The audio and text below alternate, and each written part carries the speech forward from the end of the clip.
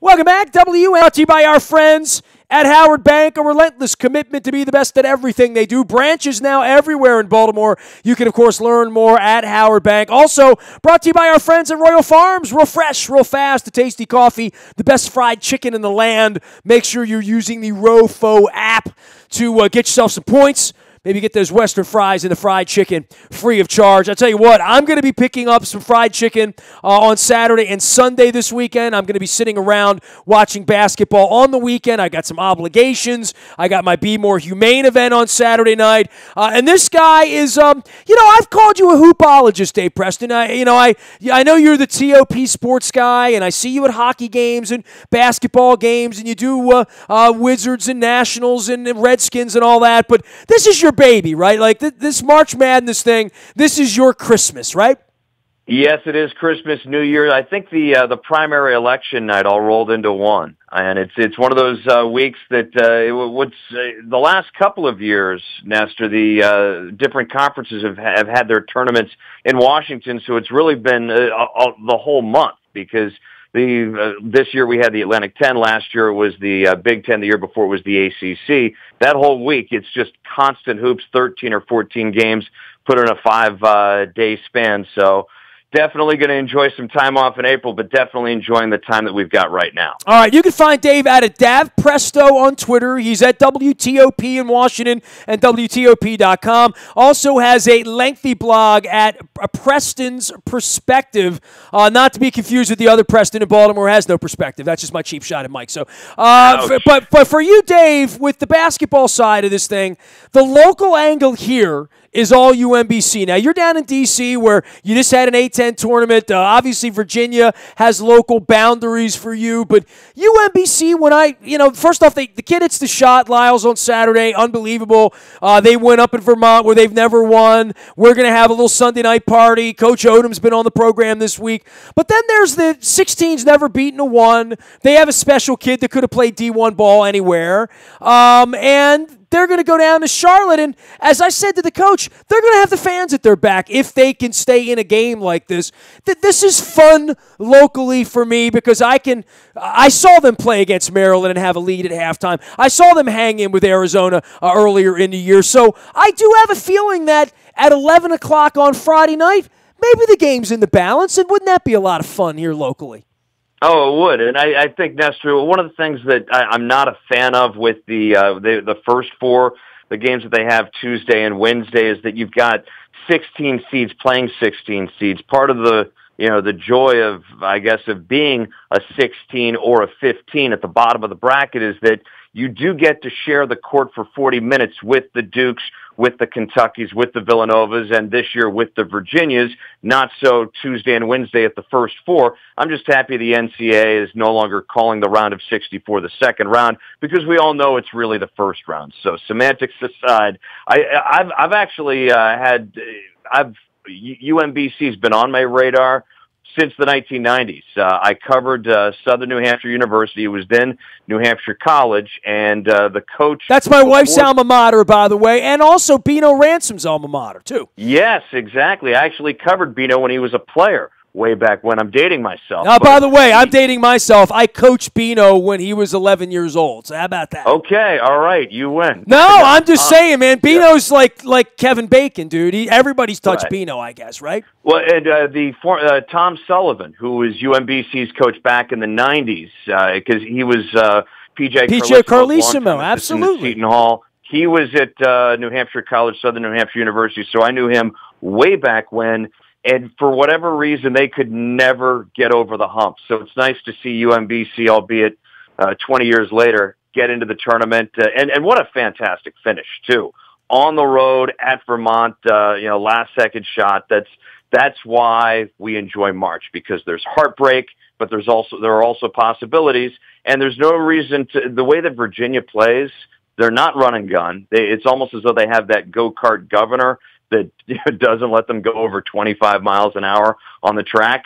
There's no reason to think that if UMBC is able to play a smart game, they're not able to stay in this game at maybe a 2-possession affair at the half. And you know what? That's all. that's all you can ask for when taking on a number one seed, to be within striking distance when you get to intermission. It's granted, it's as local as we've got. UMBC and Virginia. There are those who think that Virginia Tech, West Virginia, even Villanova are local schools, but the two most local schools to the D.C. area, they wind up playing Friday night. Well, anybody can go out and see your brackets, out at your Preston's Perspective as well as at WTOP. It's a big part of what you do annually. But I'd like to hear a little bit of your perspective on how these conference tournaments are going, how these mid-majors are going. Clearly a lot of screaming around the bubble about the UCLAs and the Syracuses and the Oklahomas being allowed in, while other conferences were looked down upon, as well as teams that are under investigation screaming like they should be the ones screaming at this point when the FBI is on their ass about the NCAA not wanting them to be participating this week. A lot of shenanigans, but such is life around college basketball. But it's not lost on me that the rich in college basketball would be doing all they could do to stick it to the Butlers of the world and the Gonzagas of the world, right? And there's that perception. And I think when you look at what a lot of the power conferences are looking to do in the next couple of years, the Big Ten is going to move to 20 games. I mean, the ACC, I think, is also looking into moving into 20 conference games, further squeezing the little guys out of the equation. It's in their interest to have more schools in the tournament because they get more. It's a self-perpetuating momentum thing where they have more teams, they get more money, they use that money to get to have better facilities and continue with their advantage. Couple surprises from Sunday night's selection show. The studio audience at TBS, what was that? 2, do we need to introduce all of the schools alphabetically? That was a departure from previous years. What the hell was that, man? Just give me the brackets, man. Yeah. Tell me where my team's going, and then tell me whether my team has a chance to win, right? Nestor, it's proof that anything can be screwed up if somebody tries hard enough. I mean, I thought that 2 years ago when they gave away the brackets early and, keeping us from watching the, TBS guys trip over each other to tell us how much they love and follow college basketball and then give analysis that proves that they don't really do either. I didn't think it could get much worse than that. Actually, they were able to do so. Surprises in the bracket for me. I didn't think that Alabama should have made the field. I didn't think that Oklahoma should have made the field. I thought that Syracuse got the benefit of multiple doubts and probably shouldn't have made the field. Schools that I thought were excluded, Oklahoma State played a lot. They beat Oklahoma twice. They beat Kansas twice. They played very well, in stretches this year. They're on the outside looking in. Middle Tennessee might be on the inside looking out of the FBI investigation, though, right? Yeah, that too. Well, what's interesting is that somebody made the comment, hey, Louisville missed the tournament. Oklahoma State missed the tournament. USC missed the tournament. Those schools are all tied in with the FBI. Well, hey, you know what? So is Arizona. So is Auburn. Although both of those schools are, nowhere near the bubble, and we're safely in. This is a new rule, a pro tip. If you're under FBI investigation, don't leave yourself on the bubble. Yeah, exactly. And the thing, I mean, I've followed schools that have missed the tournament barely, have barely made it in, and it's one of those that if you take care of business, you shouldn't have anything to worry about. And that's why, even though I'm upset, or I'm not necessarily upset, I'm surprised that Oklahoma State and a couple of the other schools that missed the tournament did, but you have to take care of business. You've got nobody to blame but yourself. Middle Tennessee didn't win their tournament, and if they had, obviously, they would have been as an automatic bid school. One school that was sweating all Sunday, St. Bonaventure, had a chance to see them play at the Atlantic 10 tournament. They lost to Davidson Saturday in the semifinals. I thought if they had won that game and had made it and had lost in the finals to URI, they would have made the field. Instead, they had to sweat it out because the A-10 was not necessarily a 3-bid league this year, but they got 3 in. He is Dave Preston. He's down at WTOP.com in the nation's capital. All of our WNST programming brought to you by our friends at the Maryland Jockey Club. Cure the Winter Blues this weekend down in Laurel. Don't forget the entries now in our WNST morning newspaper, brought to you by Planet Fitness each and every morning at 7 a.m., as well as on the front of our website at WNST.net. We're getting you ready for Preakness and the ponies and all that good stuff. Also, Al's Seafood in Essex. I've been getting crabs and crab cakes there since the 1970s. It is the oldest crab house in Baltimore. It's still at Stemmers Run and Eastern. Go see Chad the Crab Man at Al's Seafood in Essex, as well as our friends at King Discount Liquors. Lottery beer, booze, and the best prices in Baltimore. Get on out, give the King a ring for springtime here. I have to load up my my cabinet's getting a little, I don't have enough liquor in my house for a full-fledged March Madness party this weekend, but I probably could stock up on a little bit of Malbec, get myself square. Dav Presto is the way to find Dave Preston out on Twitter, as well as at Preston's Perspective and all the, I'm calling you a hoopologist in all of these categories. You spent the weekend watching A-10 basketball in downtown D.C. You were a part of the few, the proud, right? These conference tournaments are becoming a little bit troublesome from a crowd perspective, are they not? Yeah, I think they are. I mean, there were some, I think VCU represented well, because, they're just down the street in Richmond. St. Bonaventure and Rhode Island both brought really good crowds as well. I think it's a challenge now with the conference tournaments, because they start, not to sound like old guy, but when conference tournaments were your Friday, Saturday, Sunday affairs, people could justify blowing off Friday at work, make the short drive, because conferences were a little more close in. You didn't have to, fly all the way across the country to, from, say, Creighton to fly to, the Big Apple to watch your school play. And you had Friday, Saturday, Sunday. You had a chance to see the best teams play almost immediately, and you had a chance to see everybody else in the league within 24 hours. Can I play old guy for a minute here, just because you spent the weekend at down at the now Capital One Center?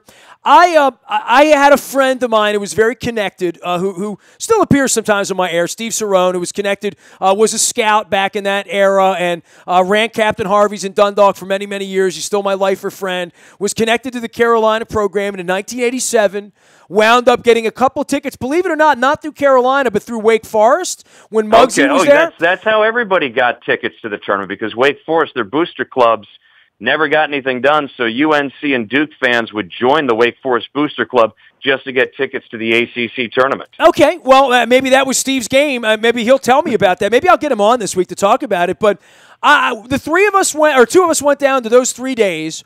We had a little green ticket book, a little tiny tickets. It was almost like theater tickets, back in the day. They were very elegant, and they came in a little stapled book. I still have my stubs. I should grab those. And that weekend, we went down. Maryland got their ass kicked early against Carolina, like at lunchtime. Virginia played Georgia Tech. Duke played State. Clemson played Wake Forest. 8 teams, in and out. You go back Saturday. You pick up some, Bojangles fried chicken on the way in. You see Carolina, Virginia. You go back Sunday. Jimmy Valvano cuts down the nets with Shackelford and Chucky Brown and those guys. And to your point, it was an in and out. It was a 48-hour affair. And even as a Maryland guy whose team had no chance that year, there was good basketball to be played. Now, boy, you got these Wednesdays and these Thursdays, and do I go? Do I not? Do I want to spend 5 days in New York City a week too early to watch the Big Ten tournament when my team's going to get taken out at lunchtime Thursday? Probably not, right? Probably not. Yeah, and the thing is too is that, okay, say you're a Fordham fan or a UMass fan, so you show up that first Wednesday night. It's 3 days before you get to see the first place team play, which is just, so you're seeing these, it's the opening round. They call it the first round. It's a day of dreck usually, where you've got the bottom feeders looking to see who gets into that what used to be the first round. It makes for an unwieldy tournament, and it really takes a lot of the energy out of there, because one of the great things about the old ACC tournament, even when you just had 9 schools and you had the Les Robinson game to start things off, the 8-9 on Thursday, everybody got to the arena on Friday. You had, when there was an upset brewing, the other schools, fans would be, in there and would be locked in, cheering them on, and it made for some great basketball. And at least the A-10 ends on a Sunday, which is nice because it's just having those games Tuesday in Brooklyn in the ACC tournament, where there is a Bojangles. I actually did the research. It's about 4 miles away from the Barclays Center. I'm not saying it's good, but there is a Bojangles. They don't have an ACC game anywhere where there's not a Bojangles, and that's Oh, I know. I think legally it has to happen. There is a Waffle House, but not a Piggly Wiggly. You got to have a Piggly Wiggly Jimmy's too. Waffle House and Soul Food that's actually in Newark. So you're kind of out of luck there. The large conferences really it's a lot of fun. What helped us, I think, this week with the Atlantic 10, Nestor, was that there really weren't any bad games. There were maybe 2 games that, the last game on Friday, Davidson just tore through St. Louis. It was over from the get-go. That was the only game really that wasn't, in question. And that's, usually that late game, that late quarterfinal, the 3-6 game, it's a blowout usually anyways, and people can't wait to get out of the arena. And I think there were 7 people in the stands in the second half. But other than that, every game was exciting. St. Joe's almost pulled off an upset of Rhode Island on Saturday. Davidson, hung on to a 1-point win against the Rams on Sunday. They didn't score a basket for 13 minutes and still wound up winning. It was really good basketball. If I had my way, I would love to have the A-10 come back to Capital One Arena because it makes sense. You've got a lot of schools within driving distance. The Philly schools can come down.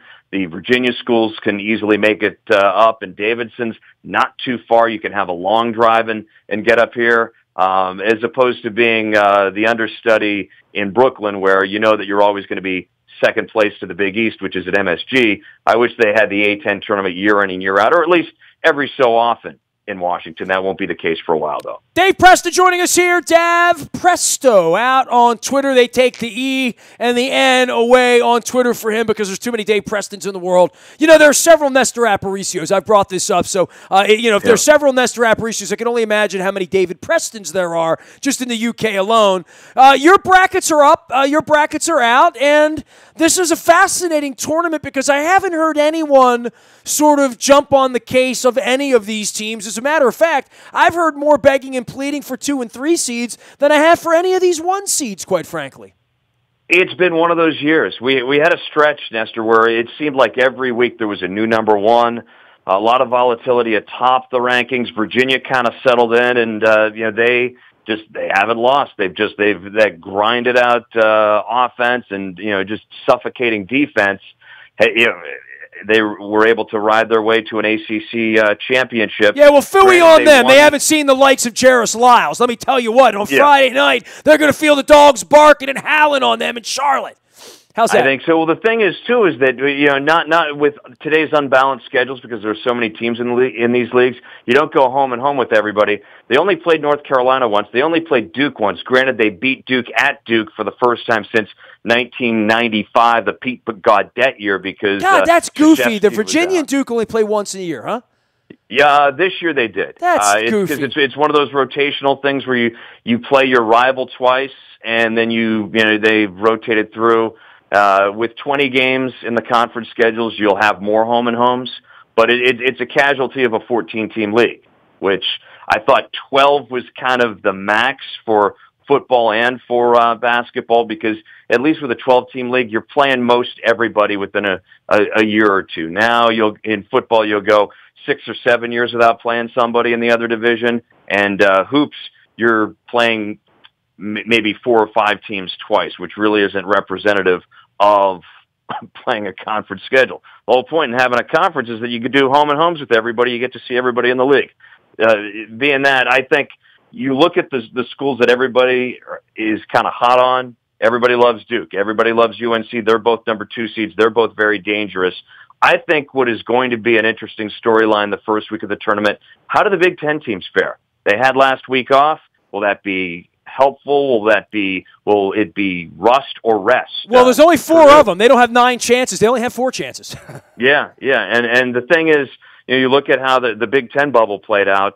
I thought that Penn State may have worked their way into the field by beating Ohio State. That didn't happen. Nebraska, played very well down the stretch, but really didn't play anybody during the regular season, in the non-conference schedule, and their conference schedule was somewhat soft, as in I think they played Rutgers twice.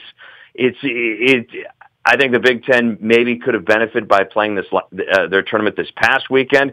Instead, everybody's resume was all set, and unfortunately, Maryland's not even going into the NIT, which is kind of a bummer, given the fact that they had made back-to-back NCAA tournaments. And until Justin Jackson and even Bender went down this year, they looked like they were going to get to a fourth straight. He is Dave Preston. He can be found at WTOP.com as well as at his WordPress blog at Preston's Perspective, and Dav Presto out on Twitter. Who are you circling with the little red pen there to say we will be seeing them play for the national championship? And this year, even weirder, it's not like opening day. Like opening day is a Thursday. Daylight savings has now come early. I'm going to be all off kilter here, dude, for the next couple of weeks for sure. I feel like those senior citizens that Billy Crystal described in City Slickers, where you have dinner at 3, lunch at 10, and breakfast you have the night before. But bro, we've had the Big Ten tournament played at Madison Square Garden a week too early, right? I mean, just all this weird stuff going. ACC tournament being played at the Barclays Center. The brackets come out. We got 68 teams, not 64. These weird play-ins. I can't get acclimated to anything probably until the hockey playoffs start. Then I'll get on kilter again in April.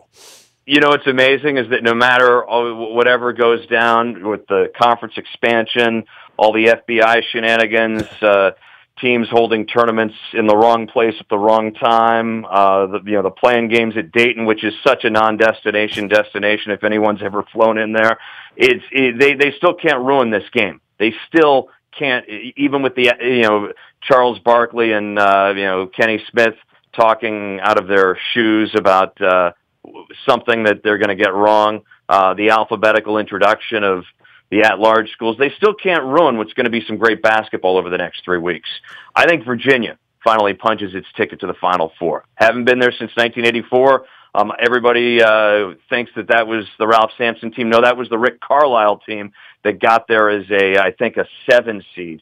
This is the year that Virginia gets it done. I think they win the South. I think Purdue also breaks through, ends a long streak of not getting to the Final Four, despite having some great teams and some great players. The Glenn Robinson, big dog teams of the '90s, and some Joe Barry Carroll going way back, dude. Come on. Exactly. And I think Duke punches its ticket. Coach Krzyzewski's one and dones get it done in the Midwest bracket. Out west, that is a sticky bracket for me. I wanted to say Michigan going in. I think I don't want to go 2 Big Ten and 2 ACC, but it looks like that's what I'm going to have to do. I think Michigan has been playing very well. They've got that kid Mo Wagner, who's a matchup nightmare. He's, a big that can shoot like there's no tomorrow, and John Beilein is the best coach that nobody is talking about at this time. Putting Xavier and Gonzaga, my 2 bracket busters for 30 years of my lifetime. Gonzaga only recently. Xavier's been screwing me since the 80s in the same side of the bracket. With North Carolina and Michigan, this feels like an open invitation to Carolina, especially at this point. Hey, man, always good to talk some hoopology with you. I know we got the Caps, you got the Nationals coming up. We're trying to figure out what the Orioles are doing or they're not doing, and the Phillies are throwing money around at Arrieta. So all of that's going on, but I know at least for most practicing hoopologists as you are, this is a national holiday the next couple days. So I'll leave you on the down low. But hey, UMBC beats Virginia after you pick them to win the whole thing. You're going to get a snarky text from me around midnight on Friday night. Okay, Dave? You know what? Nothing would make me happier because I've got some friends who are UVA fans, Kippy and Buffy, who drink their wine and have their cheese at tailgates. I know that. I met them at a Springsteen show once down there. Oh, my goodness. I love to rib those people. Hey, break out the Moscato. Well, it'll be champagne and cheap champagne if UMBC beats Virginia on Friday night. Dave, we'll be checking in. We'll send everybody out to WTOP. I know you're going to have a lot of coverage and a lot of fun with this next couple days. Thanks, Nestor. You got it. Dave Preston, one of our dear friends from WTOP down in D.C. He's out at Dav Presto on Twitter, as well as Preston's Perspective out on WordPress and on the web at prestonsperspective.com. You can find me in the buyatoyota.com audio vault 24 hours a day from anywhere in the world. on your mobile device. Just download the TuneIn Radio app. We do come in crystal clear from anywhere in the world. It is the buyatoyota.com Audio Vault. Morning newspaper ships to your email inbox. 7 a.m. each and every morning. Has all the headlines, all the scores, all the good stuff going on, as well as now the entries for Laurel Racing and the Maryland Jockey Club. We'll have the Pimlico entries when the time is right, as well as we get closer to Preakness time. Maryland Jockey Club is signed on as a sponsor now, together with the folks at Planet Fitness. We bring you the morning newspaper each and every morning. Last but never least, breaking news happens first on the WNST Tech Service. That is all brought to you by Coons Ford of Security Boulevard. Dennis Colatzos will be with you from 3 until 5 this Thursday and every Thursday. It is the SSV on WNST, getting you ready for March Madness, getting you ready for all aspects of this crazy NFL free agency, tampering, anti-tampering period. I'm sure there'll be some breaking news, too, on the Coons Ford of Security Boulevard text service. Nasty at WNST.net reaches me. I'm on Facebook, Twitter, LinkedIn, Snapchat, Instagram. We stream live right here on our Facebook Live, as well as our YouTube, WNSTV channel. I'm Nestor. We are WNST.net, AM 1570, and WNST Towson, Baltimore. And we never stop talking Baltimore sports.